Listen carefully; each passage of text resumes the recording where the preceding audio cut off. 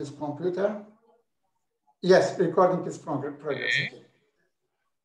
Recording in progress. Passt, wunderbar, funktioniert schon.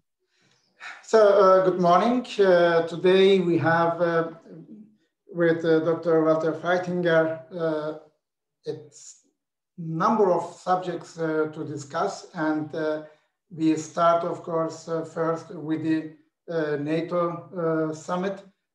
Just last week, 2 weeks ago, it was the case. And of course, Austria as a neutral state is not a member of NATO, but an outside observer, of course, is also important. And I would like to start, first of all, to hear what Dr. Feichtinger thinks about this summit. And then I will bring the topic also to Turkish-American relations, to other regional challenges and conflicts. But first of all, how this NATO summit was seen from Austria, from your eyes, how do you consider this the importance of this summit for the security of Europe?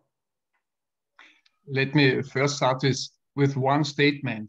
Although we are not a full member of NATO, we are a member of the Partnership for Peace program. And so in this regard, it is highly important also for us, for Austria, what is ongoing within NATO. And to the next, we also participated in Afghanistan in the mission. So we are strongly involved in that, and we are also, in this regard, affected by the decisions that are made by the summit. I would say there were 3 strategic goals from the US side coming to this NATO summit. The first one was to reaffirm all NATO members and also participating countries in the partnership program that United States stand with NATO and is not in a position that Trump had. And that was quite unclear. And especially people within NATO, Germany, for example, said, can we still rely on the United States if it comes to the point, if Russia, for example, is more aggressive or not? And that was clarified by President Biden nowadays. He said Article 5 is a holy aspect of the treaty, so we stand with you and you can rely on the United States. That was the biggest message, I would say, that had to be sent by the United States. Coming to the content itself, there was one point is the withdrawal of Afghanistan, because it is easier than it was expected. It is 2 to 3 months earlier than prospected. Then the relationship with China and Russia, it is from the United States side a very important point. And coming to a new strategic orientation, and I think it is very strongly related to the point of Russia and China, because when I have to bring it to the point, Russia and China was the key point, and the United States is interested not only within NATO to convene all the countries they are in partnership with, or they have strong relations, to align them, I would not say against China, but to have a shared understanding of China's behavior and China's strategy and China's strategic goals in their foreign policy. That was, from my point, at the G7 summit, it was at the NATO summit, it was in bilateral meetings and so on and so forth. That is the key point. The United States want to form an alliance of democratic states, as they call it, and that was a very important point. So these three strategic aims, I would say, were at the center.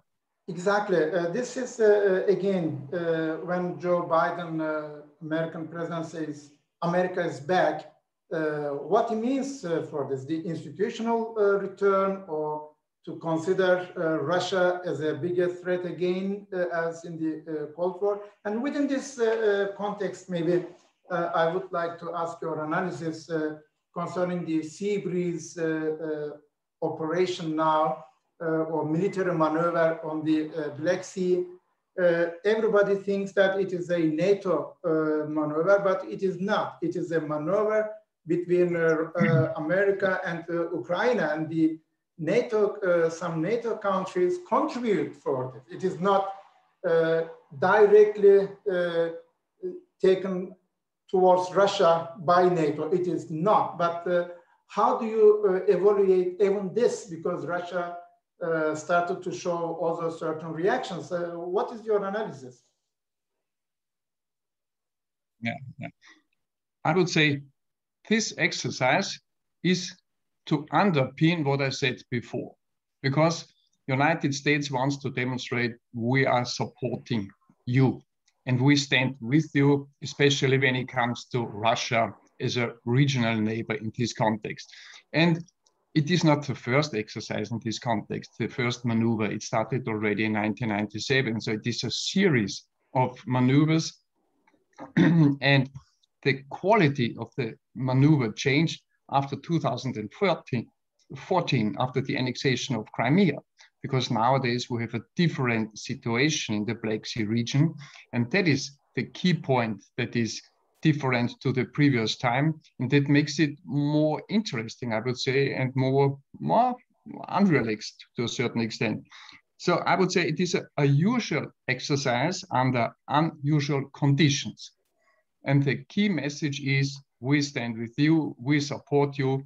And as you mentioned, it is not a NATO itself operation or NATO itself, a NATO-led operation. It is led by the United States in cooperation with Ukraine, and other partners can contribute and participate in. And that makes a strong difference in political terms, because NATO itself can and should not do an exercise in this context. Do you think that during the summit meeting in Geneva between Putin and Biden, that they talked face to face about the intentions, of course, both NATO's intentions to expand in the coming years, in particular 2030 vision of NATO is very important. On the other hand, probably Putin, as a nuclear power, of course, is also dealing with America in several areas. So there is no Cold War, we know this, but there is tension increasing in certain areas. Do you expect during the Biden administration increased tension between America and Russia in military terms? And secondly, how the European Union countries in particular within this context, including Austria, how they will stand for these NATO policies. I mean here not only the member countries, but Finland, Sweden, and Austria as non-members of NATO to contribute for the security in Eastern and Central Europe. First of all, I would stress that it was very important to have a meeting between the two head of states, because having no meetings, having only channels via the media, for example, is not really a confidence building measure, I would say. Right. So I see it as a first step, as a confidence building measure, to have the opportunity to see each other, to talk to each other, and to declare what is your position. And that, in my regard, was the key intent of both, to declare, to say clearly, where are we standing, what is not okay by your engagement, how do we perceive it, how do we see it. And that is really of highest importance, I would say, to have a better understanding of the other side. And going one level higher, it cannot be in the interest of the United States to push Russia totally and directly into the arms of China. So you have to keep open your channels to Russia in order to have maybe the opportunity in a few days, weeks or months to have a better cooperation. And we should not limit our assessment to the situation in Eastern Europe, because Russia is engaged on many places, in many theaters worldwide, and starting with the climate issue and coming down to Syria in the aftermath of the war, and so on, in Libya, and so on.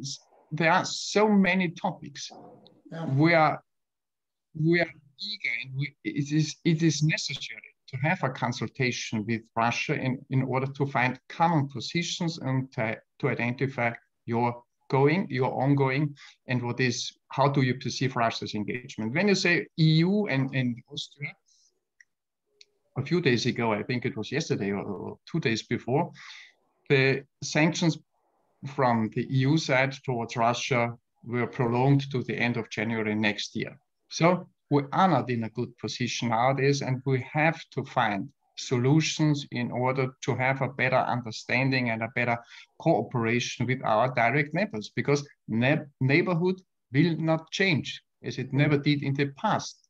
So we have to find ways in order to have an understanding and a better cooperation with this neighbor, Russia. It is not easy, but it has to be found. From now, maybe we move to another topic, which is Afghanistan, that the American troops will withdraw from Afghanistan, and this is the situation in Afghanistan with Taliban, and the government forces is getting more and more tense, and Taliban asked all the foreign forces to leave the country. And exactly here, Turkey comes into the picture, because during the summit, Afghanistan issue was debated, discussed between Biden and Tayyip Erdogan, Turkish president. And in Turkey now, we have also the discussions whether Turkey should manage the Kabul airport. Although Turkey is already there, Turkey has around 500 soldiers there dealing with this management of the airport, Hamid Karzai International Airport.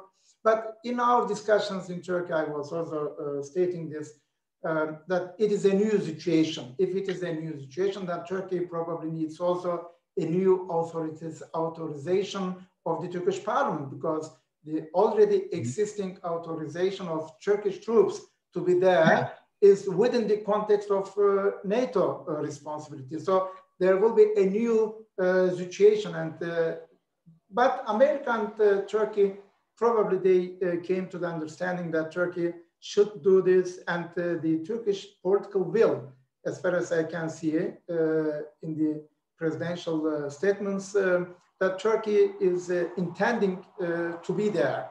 But how the negotiations between Taliban and America and Taliban and Turkey will go is, of course, an open question. But my question that maybe you make an analysis, how do you see Afghanistan in general after the Americans' withdrawal and some European countries like Germany, that there will be a military and political vacuum probably?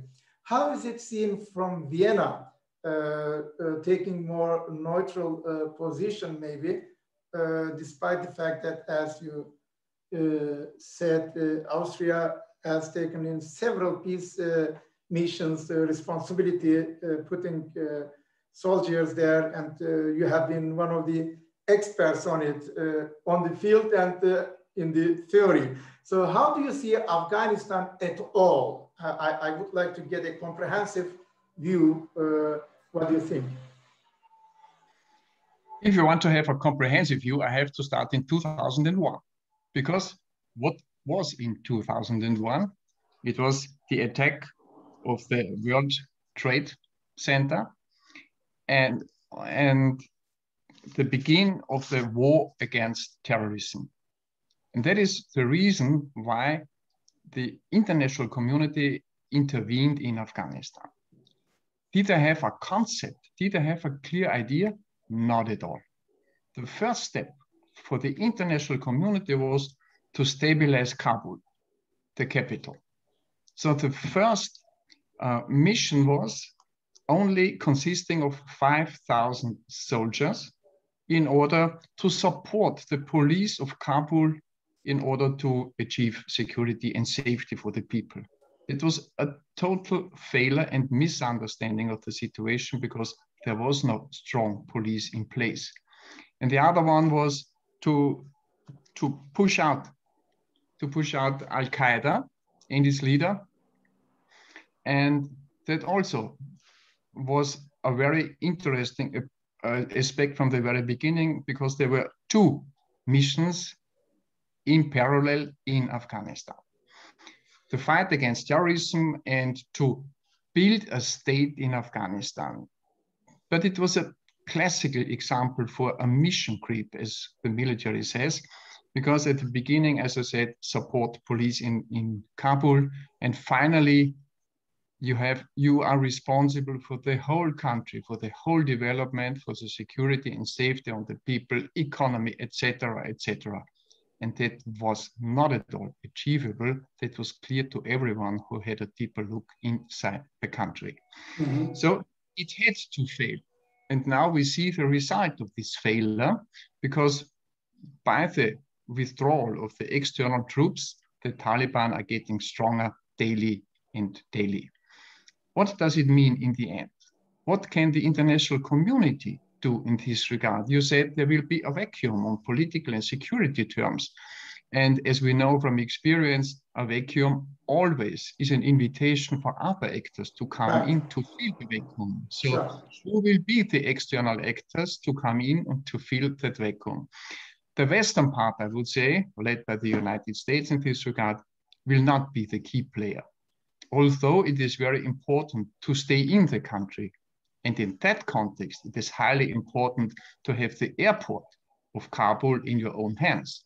Mm-hmm. Otherwise, you would be cut off of the international side if you cannot fly in and fly out without any danger. There are also many international non-governmental organizations, representatives. So the linkage should be kept. Yeah. That is of highest importance. And that is why I support strongly the Turkish appointment in this regard, to be supportive in saving and safeguarding the airport, because it is of highest importance for the whole international community and, as you said, for assisting forces. Maybe for the listeners, it's important to know that there is already Turkish presence concerning the Kabul airport. Turkey is already managing this. It is not a new situation, actually, in this context. What is new is Taliban's requirement, Taliban's political demand that all the foreign forces should leave the country. And then Taliban also stated, okay, NATO responsibilities of Turkey should be finished, and we can negotiate with Turkey a new one. So this is also another debate, of course. We don't know how the negotiations will continue. But when I talk to Turkish authorities here and also follow the discussions, the political will of Turkey to be there is there. There is no discussion about it. The president's position is, yeah, Turkey should be there. Americans and the Germans have already officially stated to support Turkey. And now how the Turkish parliament will decide for the new authorization is another, of course, domestic discussion. But Afghanistan remains also for Turkey in the historical context a country where Turkey should help, because the strategic concept of Turkey is we have historical responsibilities there. So this is the strategic discourse, let me put it like this more academically. And this concept probably will be realized. And Afghanistan remains, of course, for all the countries in the region, highly important, not only for the great powers. And maybe these 6+1 talks, we should mention also that Afghanistan is having with the neighboring countries. And dear Dr. Feichtinger, how do you evaluate now the new president of Iran after the elections, Mr. Ibrahim Terzi? How do you see Iranian policy before we come to Turkish position? It is a little bit delicate to me because I'm not as informed as you are. So all I can do is a very personal assessment. But let me come back to the Turkish point of engagement in the airport of Kabul, because from my understanding, there are two strategic interests of Turkey. The first one is old relationship, keep it up and stay as a strong partner with Afghanistan. And the second one is find an option to satisfy the United States also, because the relationship, I would say, is not at the best during the last years. And it is one option to bring it to a better one. So I would say it is an excellent example of a twofold strategy in this engagement, from my understanding. And how do you see it?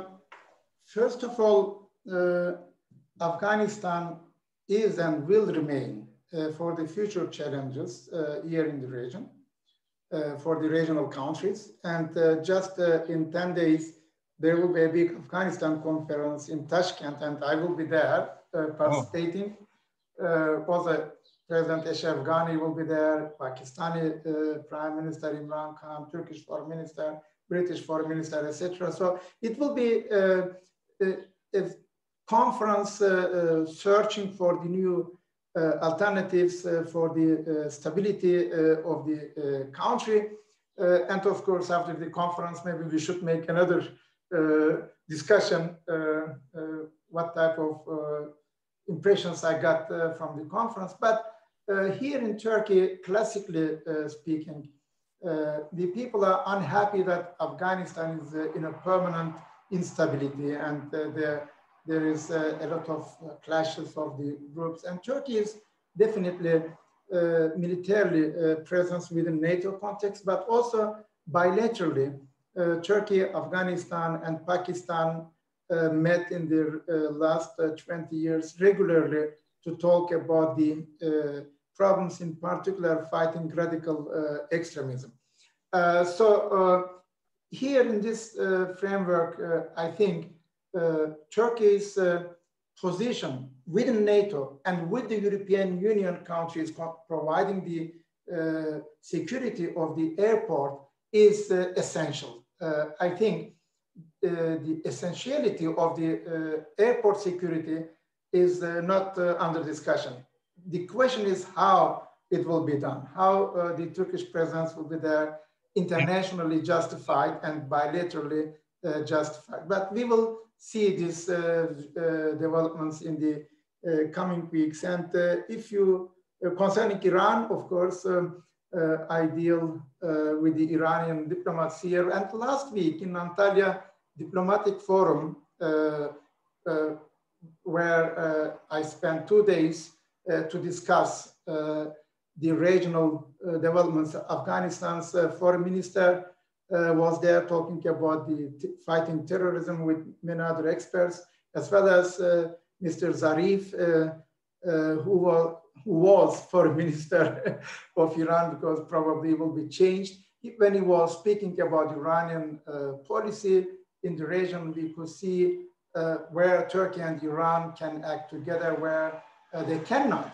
Concerning the refugees, for example, Turkey and Iran have a totally different view. And Turkey at the moment is building a very long 140 kilometers wall to prevent the inflow of the refugees coming from Pakistan, Afghanistan, and many other even countries. So this is one. On the other hand, Turkey and Iran within the Astana process, they are very much concerned what happens in Syria.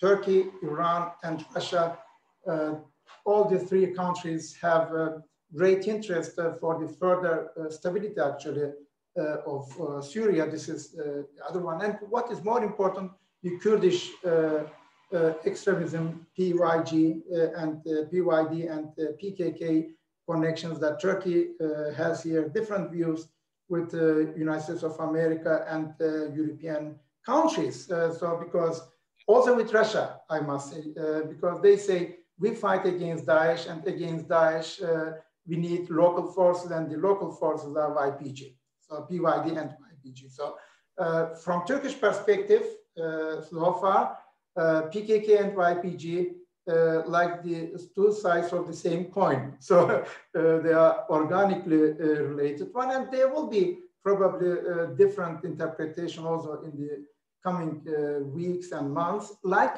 with the Russians. Russians also consider YPG not as a terrorist organization, but as a local force. But the problem is Idlib, of course. In Idlib, we have many radical forces where Syria, Iran, Turkey, America, everybody has interest that this city, Idlib, should be somehow controlled. It's like garbage, if you want, of all the radicals put there, and to control them is very difficult. My question, or I would also like to ask you, how do you see this? Because from Ankara, we have a total different prism to this, probably as some of the European countries, be it Germany, France, Britain. How do you see this Northern Iraqi and North Syrian developments and Bashar Assad's staying in power? Yeah. One general remark on this, what Afghanistan and Syria have together, you only can have solutions if you have a regional approach in conflict and crisis management. Never have a single approach, only looking at one country. You also have to see the neighboring influences and so on and so forth. And that is also clear in Syria, because you cannot have a peaceful solution if you exclude other neighbors and affected countries. And Turkey is strongly affected by the situation. So I have a strong understanding for the Turkish engagement, and Turkey was quite reluctant till 2015-16, and right. you had more than 3 million of refugees in your country, and I had the opportunity to see some camps during my visits and so on. So Turkey did a great job in that, and the patience, I think, was over in 2015 and 2016, and Turkey decided to act itself, because the development was not in a direction that Turkey could agree to. And nowadays we have a situation where Syria is, I would say, laying on the ground. We have a president who won the war by his saying, but you have a country that is totally destroyed, and there are so many external influences in the country. So from my understanding, all the key actors should be interested in having a stabilized and country going into normality, and that is why that is necessary to have the key players, and you mentioned already 3 of them, yeah, to come to the table, but also to bring more. From my understanding, United Nations is unavoidable to have on the board in this context, because if you want to have legitimacy on different actions, you have to have the Security Council and you have to have the United Nations. So a strong understanding for the Turkish engagement, but I would say bring in more actors in order to have a long view, a mid-term and a long-term perspective, in order to achieve really at least a cold peace in Syria. But that is not what I see at the moment. And you mentioned also the problem that you have a concentration of all the radical elements. Nobody is interested to have them home, because many of them are foreign fighters, for example. And so it is also necessary to have an international approach to solve the problem. Otherwise, you only have single actors and no solution for the whole problem, I would say. Thank you. For today's our interactive discussion, maybe the last subject should be North Caucasus. When President Biden on the 23rd of April recognized officially first time the so-called genocide bill, that it talked about it, and it created in Turkey a big, of course, problem, and there is a psychological bond between Turkey and America forever, I think. Now, many countries in Europe, in the world, recognize this, but the American recognition has a different meaning in this respect. But for Turkey, on the other hand, is also a relief. So it is not the end of the world. It is a political view. It is it is just a psychological maybe effect, but politically Turkey does not recognize this, and it will be the case. But from here we go one step further. North Caucasus between Armenia, Azerbaijan, the Nagorno-Karabakh conflict after 27 years solved using by hard power, and the Turkish contribution and Israeli contribution actually were very important, and the Russian support according to the treaty from 1988. All these lands actually occupied by the Armenia were belonging to Azerbaijan Republic at that time. Now, there is a new situation in Nagorno-Karabakh. Azerbaijan invests a lot. There are bridges, airports, hotels, you know, the region is booming and getting probably very rich in coming of the years. And Pashinyan won the elections once again. It's very interesting. He lost the war, but won the elections. And Winston Churchill won the war, but lost the elections in World War II. So my question, my question is to ask for your analysis. How is it seen, first, this decision of Joe Biden and the Nagorno-Karabakh conflict finished for, of course, the advantage of Azerbaijan, and Azerbaijan is now having the occupied lands back and offers regional cooperation together with Georgia to Armenia. And the Turkish side also, the Turkish government also said, we are ready to work with Armenia on the regional cooperation. Though Turkey was already doing this in 2009, 2010, this we call it sucker diplomacy between Armenia and Azerbaijan, between Armenia and Turkey. There was a strong rapprochement.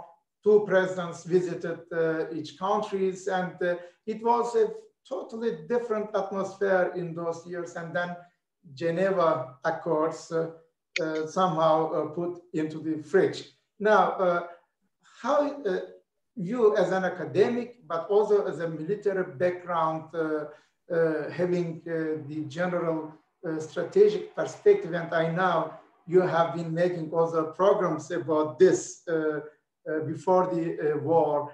How do you see this now with the distance, of course, that you are now president of Center Strategic Analysis as a free thinker?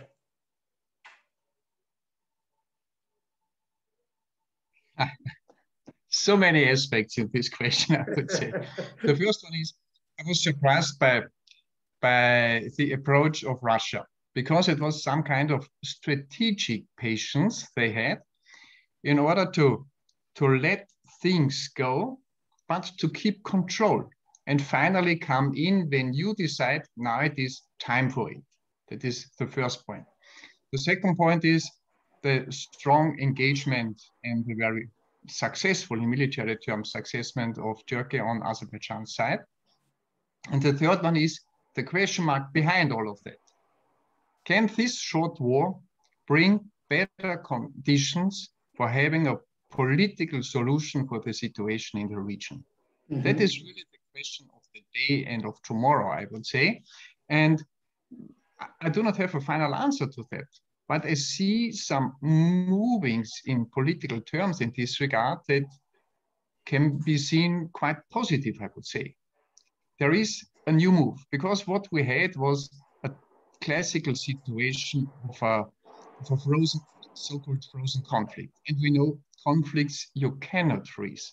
They are under the surface, but sometimes they will escalate again. And that was a typical example for that. And now we had an escalation, and the big question from a crisis management perspective is, do we have now better circumstances? Do we have now a better environment for looking for new political negotiations and solutions? And I would say, to a certain extent, yes, but it depends on the actors involved, how interested they are in real solution, in lasting solutions. And that cannot be answered today. It will be a question of 1 year, for example, to see how it is ongoing nowadays. But your analysis that the conflict is solved by using power, that Turkey was supporting Azerbaijan in every sense, diplomatically, militarily, because after this Turkish President Erdogan and the Azerbaijani President Aliyev, they signed the Shusha Declaration. Shusha Declaration's main idea is like NATO's fifth article. If one of the parties is attacked by a foreign powers, the other partner is obliged to come to help.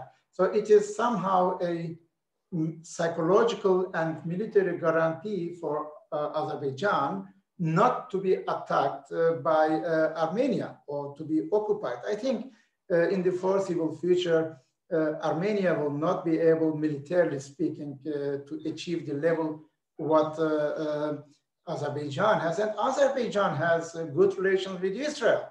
I mean, Israel supported very strongly because Azerbaijan and Israel are against Iran, because Iran's best friend was Armenia. So there is, this is a very controversial, complicated, controversial, but interesting at the same time to see how the national interest sometimes can diverge and is not related to religion. It does not help you to have the same religion if you have national interest, which makes you imperatively to be involved with your common interest searching side. So this is a very interesting situation, of course, and I'm also personally looking forward to go to Nagorno-Karabakh in future. Maybe one day we can go together to see the developments there. And the Russians, yes, you are surprised also. We were also surprised. In all my analysis, I said, it all depends to Russia. If Russia gives the green light to Azerbaijan, then they can do it. Russia is the most important determining factor. And I think Pashinyan and Putin, when they met, Pashinyan was told by Putin what to do and what not to do. So from this perspective, of course, there is a new situation in Caucasus, and in the long run, we will see how the regional developments will force, I would say, both sides, Turkey and Armenia and Azerbaijan, to come together. But as you said, it was a great experience, and to see how Russia demonstrated we are #1 in this region, and it depends on us finally what will happen and what will not happen. That was a clear understanding and a clear demonstration of force and power. It was the confirmation for all sides that Russia is there, and Caucasus is the back garden of Russia, at least until now in political sense. So for today, I think it's around 50 minutes already that we had coverage of certain issues, and we will of course continue to have this regularly to make maybe Feichtinger Bağcı analysis, a common program, Foreign Policy Institute and Center for Strategic Analysis in Vienna. And this will be a common, I would say, activity of our institutes. And we will probably in the future will have other experts too. But I would like to continue to have this bilateral talk, Feichtinger versus Bağcı, and the regional discussions and global discussions.